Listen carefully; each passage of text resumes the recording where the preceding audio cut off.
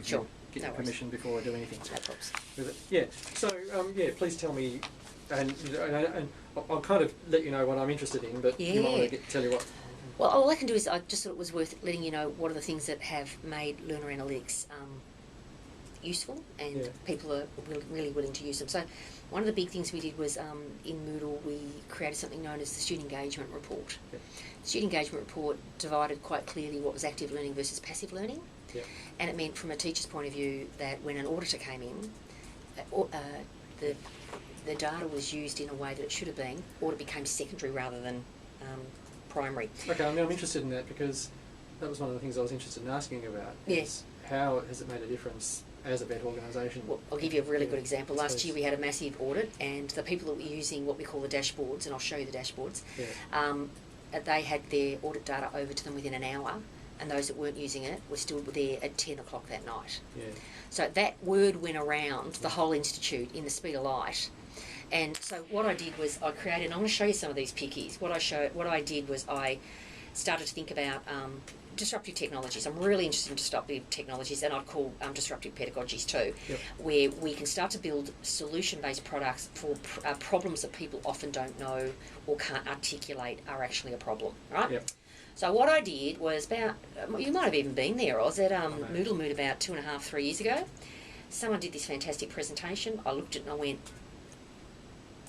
great idea, and then proceeded to create this dashboard project, and this has changed the way we do all our analytics completely. Yeah. Let me just find it. I'm not going to last year's.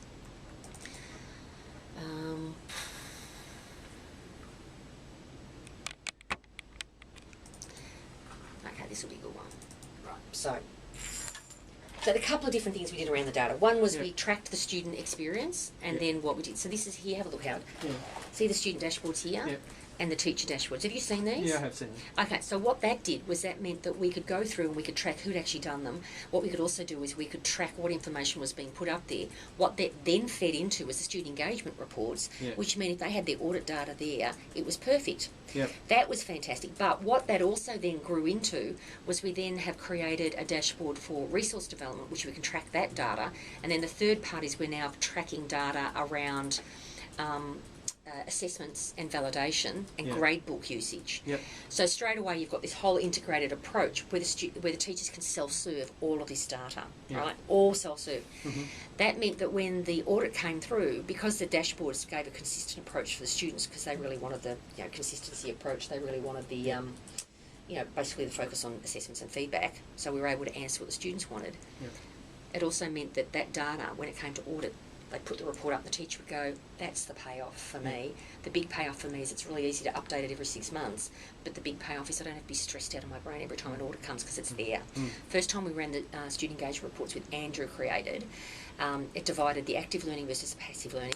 That whole how many times have they clicked on the course is irrelevant, but I can show you some samples of those student engagement reports.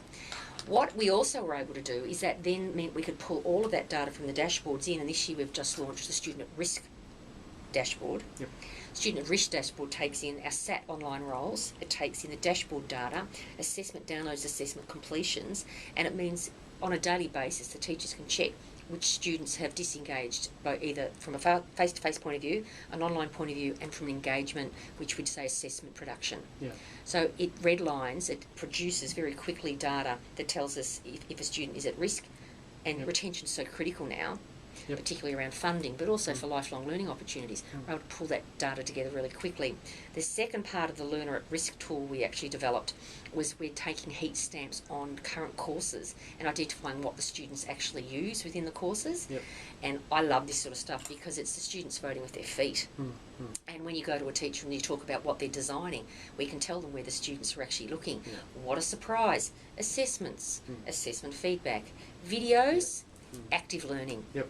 So you can produce your 286 pages of boring crap and they're just not going to touch it, Howard. You know that, I know that.